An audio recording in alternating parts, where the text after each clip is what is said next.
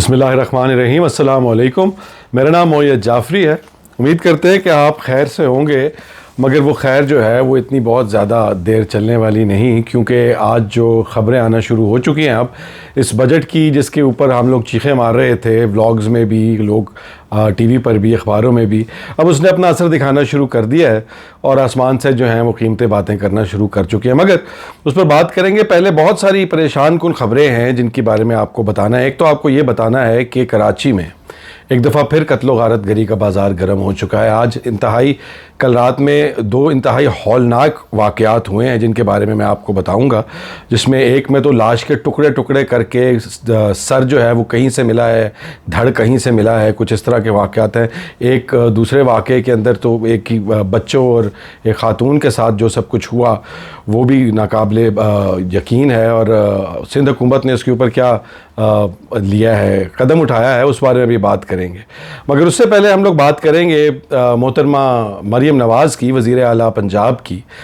جن کا مقابلہ مریم نواز شریف کا مہر شرافت سے ہوا چاہتا ہے، اور ایک دفعہ پھر میدان میں آ گئے ہیں۔ اور مجھے دیکھنے میں تو یہ لگ رہا ہے کہ مریم ویسے تو بہت اچھا کمپوزر رکھے ہوئے ہیں، مگر اندر سے ان کی بھی ٹانگیں کانپ رہی ہیں، بلکہ کانپے ٹانگ رہی ہیں، جس طرح کہ ہمارے ملک کے اندر ایک میم بن چکی ہے،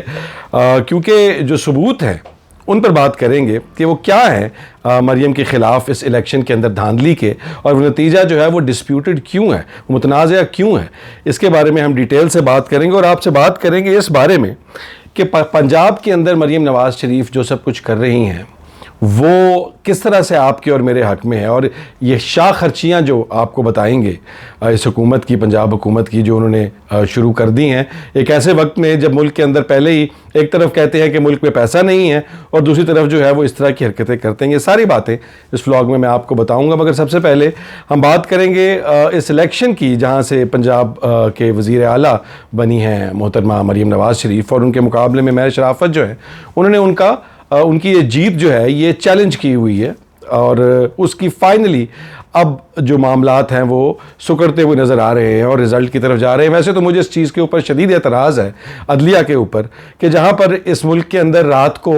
12 بجے کے بعد عدالت کے دروازے کھول دیے جاتے ہیں اور کیسز لگا دیے جاتے ہیں جب اپنی مرضی ہو اور اپنا فائدہ ہو، وہیں پر ایک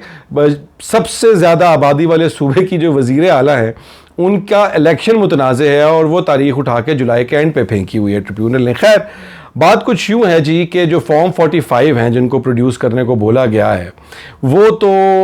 مریم نواز شریف نے ابھی تک کسی قسم کا نہ اس پر کوئی بات کی ہے، نہ کوئی پریس کانفرنس کی ہے۔ اگر ان کے پاس ہوتے، اگر ان کو یہ اتنا مذاقہ خیز اور فضول لگ رہا ہوتا تو وہ یقیناً بہت دھڑلے سے، جس طرح سے مسلم لیگ نون کا ایک وتیرہ ہے، وہ یہ کرتی، مگر وہ ایک خاموشی تانے ہوئے ہیں، اور وہ خاموشی اس وجہ سے بھی ہو سکتی ہے کیونکہ ہم جانتے ہیں کہ اس ملک کے اندر اگر کیلیبری فونٹ میں سٹیٹمنٹ بن سکتی ہے بیک ڈیٹس میں، تو الیکشن کمیشن جس نے ایک پارٹی کو پورے الیکشن پروسیس سے باہر ہی کر دیا، وہ بیک ڈیٹس کے اندر یا وہ پیچھے سے اپنے کاغذات نکال کر یا کوئی جعلی دستاویزات کیسے نہیں بنا سکے گا، یا بنائیں گے یا نہیں بنائیں گے، اس کی عدالت میں کیا ہوگا، ٹریبیونل میں کیا ہوگا، یہ سب تو دیکھنے کے بعد ہی پتہ لگے گا۔ مگر ابھی فی الحال حالات کچھ یوں ہیں کہ مہر شرافت جو ہے وہ بہت کانفیڈنٹ ہیں۔ انہوں نے یہ بھی بات کہی ہے، جو کہ بات دل کو بھی لگتی ہے اور عقل سمجھ کو بھی لگتی ہے، کہ جو فارم 45 ان کے پاس ہیں وہی فارم 45 جو باقی پولیٹیکل کینڈیڈیٹس تھے ادر دین مریم نواز، ان کے علاوہ ان کے اور ان کے تو میچ کرتے ہیں۔ بی بی مریم کا جو ہے، جو وہ کلیم کر رہی ہیں، وہ ایک علیحدہ ہی کوئی انوکھی کہانی ہے جو کہ وہ سنانا چاہتی ہیں۔ مگر یہ سارا کچھ جو ہے، آپ اس بات کا اندازہ کریں، مطلب آپ اور میں ایک ایسے صوبے میں رہتے ہیں جہاں پر جو ہمارا سب سے بڑا عہدیدار ہے، جس نے یہ چلانا ہے، جس کو ذمہ داری دی ہے، جس کے پاس سب سے زیادہ طاقت ہے، اس کے پاس وہ طاقت آنے کی جو بنیادی وجہ ہے وہی اگر جھوٹ ہے، تو پھر ہم لوگ کس طرح کے ملک میں، کس طرح کے صوبے میں، کس طرح کی دنیا میں زندگی گزار رہے ہیں اس وقت پاکستان کے اندر، اسلامی جمہوریہ پاکستان کے اندر۔ اور اس اسلامی جمہوریہ پاکستان کے اندر جھوٹ کا تو جو ہے، میں کہتا ہوں کوئی کسی قسم کی کوئی پکڑ ہی نہیں ہے۔ اب مریم نواز شریف جو یہ کہتی تھی کہ جی میں صوبے کو جو ہے انتہائی احسن طریقے سے چلاؤں گی، انہوں نے پچھلے دنوں یہ بھی کہا کہ جناب میرے پاس جو ہے ہمارے ادارے بہت سارے ایسے ہیں جو ایک جیسے کام کرتے ہیں، تو ہم لوگ ان اداروں کو جو ہے وہ ختم کر کے، مطلب مرج کر کے ایک کر دیں گے تاکہ فضول خرچی نہ ہو۔ ایک طرف وہ باتیں کہتے کچھ ہیں اور کرتے کچھ ہیں، اور کر کیا رہی ہیں؟ ابھی ایک نئی اتھارٹی ماشاءاللہ انفورسمنٹ اتھارٹی جو ہے وہ انہوں نے بنا لیا. اب اتھارٹی کیا ہوتی ہے وہ آپ کو تھوڑا سا بتا دیں کہ جو آئینی ادارے ہوتے ہیں حکومت کے, اس کے علاوہ آپ ایک علیحدہ سے باڈی کریٹ کر دیں, ایک ادارہ علیحدہ سے کریٹ کر دیں, وہ ایک علیحدہ پروسیس ہوتا ہے, اور اس کے اندر آپ اپنی مرضی کے رولز بنائیں, اپنی مرضی کے لوگوں کو رکھیں, اپنی مرضی کے لوگوں کو پیسے دیں, اپنی مرضی کے لوگوں کو ٹاسک اسائن کریں, اور پھر اس کی جو ہے وہ جو آئینی باڈی ہے اس کی اور اس کی آپس میں کوئی تال میل کی کوئی خاص ضرورت نہیں ہے. ان کے چچا جب آئے تھے تو انہوں نے بھی یہی کیا تھا, شہباز شریف نے بھی. ٹرانسپورٹ سیکریٹریٹ پورے کا پورا, میں کہتا ہوں ہزاروں لوگ اس میں کام کرتے تھے, اس کے ہوتے انہوں نے لاہور ٹرانسپورٹ کمپنی بنا دی, پھر انہوں نے فوڈ اتھارٹی بنا دی, جس کی آپ کو یاد ہوگا ہمارے ساتھ ہی کہ کس طرح چھاپے پڑتے تھے اور کہتے تھے کمال کام کرتی ہے فوڈ اتھارٹی. مگر اب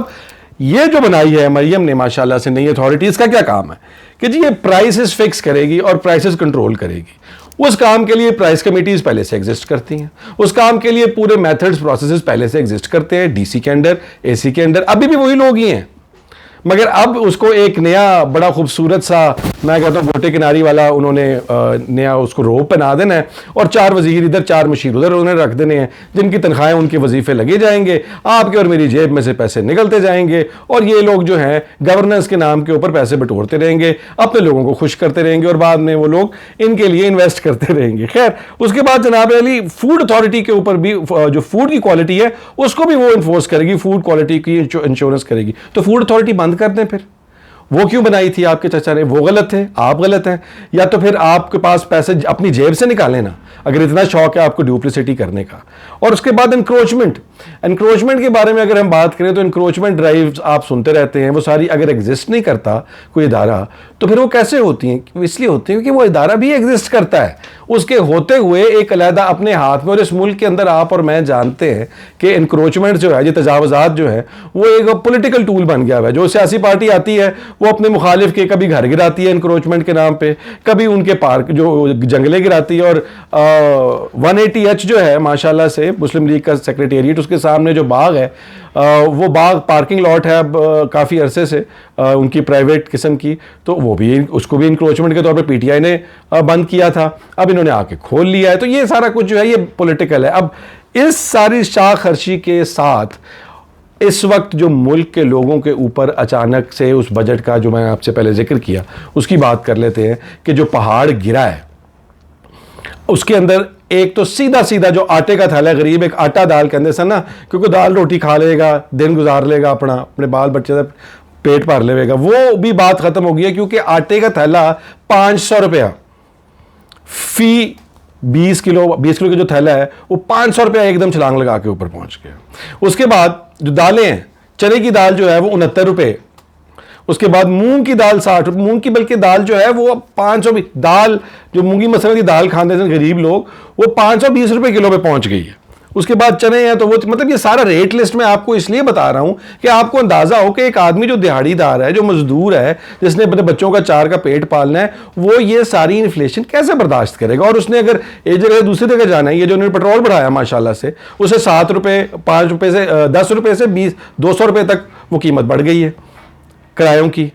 اس کے بعد جو پیٹرول کی انہوں نے قیمت بڑھائی ہے اس کے اوپر ایک اور بڑا, بلکہ آپ لوگوں کو خیال کرنا چاہیے, گاڑی شاڑی بائک شائک میں پیٹرول ڈلوانا ہے تو آج کی تاریخ میں ڈلوا لیں, کیونکہ کل 5 تاریخ کو انہوں نے ہڑتال کی کال دی ہے جو پیٹرولیم ڈیلرز ایسوسی ایشن ہے. انہوں نے جو ٹیکسز لگائے ہیں پیٹرول کے اوپر کو 0.5% یا 5%, اس کی وجہ سے. اب بات یہ تمام کے تمام جو رنگ دکھانا شروع ہو گئے ہیں اس حکومت کے ایکشنز, ان کا بجٹ ہو گیا, ان کی گورننس زیرو ہے, ان کی انتظام ایڈمنسٹریشن کا آپ کو بھی مثال دی ہے. تو اب یہ مریم نواز کی اگر کرسی ہلتی ہے تو اس کے بعد جو سچویشن ہوگی وہ آپ کو اس ٹریبیونل کے ساتھ دیکھنے کو ملے گی کہ یہ کس طرح سے وشز ہوگی اگر ان کی ہلکی سی بھی حکومت کو خطرہ پڑا, تو کیونکہ ان کے اپنے اندر بڑے مسئلے مسائل چل رہے ہیں ابھی فی الحال پنجاب کے اندر. اب بات کرتے ہیں انتہائی اہم سندھ کے حوالے سے, جو میں نے آپ کو شروع میں بتایا بھی تھا کہ وہاں پر قتل و غارت گری کا بازار جو ہے وہ ایک دفعہ پھر سے جو ہے وہ گرم ہو گیا ہے. ایک ہی رات کے اندر ایک لاش جو ہے وہ ملی قائد آباد کے قبرستان میں سے, اور قائد آباد کے قبرستان میں اس لاش کا پہلے ان کو سر ملا ایک انسانی, اس کے بعد باقی کا دھڑ ملا، دھڑ کا یہ حال تھا نعوذ باللہ کہ دھڑ کے بھی 2 ٹکڑے تھے، ہاتھ بھی کاٹ کے علیحدہ کیے ہوئے تھے، پاؤں کاٹ کے علیحدہ کیے ہوئے تھے. پتہ نہیں یہ درندگی کس نے کی ہے. ابھی تو فی الحال پولیس جو ہے وہ اس کی انویسٹیگیشن کرنے کی کوشش کر رہی ہے. دوسری جانب موڑی پور کے علاقے کے اندر، وہاں پر کراچی کے اندر ایک طرف جو ہے وہ ایک ہی گھر سے کئی بچے ملے ہیں، 3-4 بچے ہیں جن کو ریپ کر کے قتل کر دیا گیا ہے، اور خاتون ہیں، ان کی پتہ نہیں کیا رشتہ ہے ان کا بھی، اس کا بھی پتہ نہیں لگ رہا. تو اب یہ سے وہ بھی قتل ہو چکی ہیں، وہ بھی جنسی تشدد کا نشانہ بنی ہیں. تو یہ سچویشن ہے کراچی جیسے میٹروپولس کے اندر لا اینڈ آرڈر کی. اور دوسری طرف سندھ گورنمنٹ اس کا کیا خیال کر رہی ہے؟ آج سندھ گورنمنٹ نے ان تمام چیزوں کا خیال کرتے ہوئے اور اس پہ ایکشن لیتے ہوئے 10 مشیر اور لگا لی ہیں. مطلب کہ ایک طرف مجھے سمجھ نہیں آتی ہے ان لوگوں کی کہ پیسے ہیں یا نہیں ہیں. جب لوگوں پہ خرچ کرنے کی بات آتی ہے تو پیسے نہیں ہیں. جو اپنے اوپر اپنے مشیروں کو پیسے دینے کے لیے ان کو پیسے نہیں بھی دیتے، جو مراد دیتے. کوئی مشیر کیوں بنتا ہے؟ کسی کو شوق ہے جا کے کہ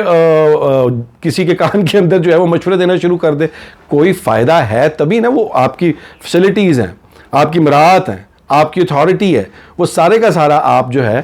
ہماری جیب سے نکال کے دے رہے ہیں. اور جنہیں دینا ہے ان کی دفعہ جب پیسے دینے کی باری آتی ہے تو کہتے ہیں کہ نہیں جی حالات بہت خراب ہیں، حکومت کے پاس پیسے نہیں ہیں، اس لیے ہم دوائیوں پہ بھی ٹیکس لگائیں گے، بچوں کے دودھ پہ بھی ٹیکس لگائیں گے، ہر چیز جس سے غریب آدمی نے زندہ رہنا ہے. دالیں مہنگی کریں گے، آٹا مہنگا کریں گے، فیول مہنگا کریں گے. تو یہ حالات و واقعات ہیں اس حکومت کے. ہم لوگوں کو اب اس وقت الٹیمیٹلی ایک جو سچویشن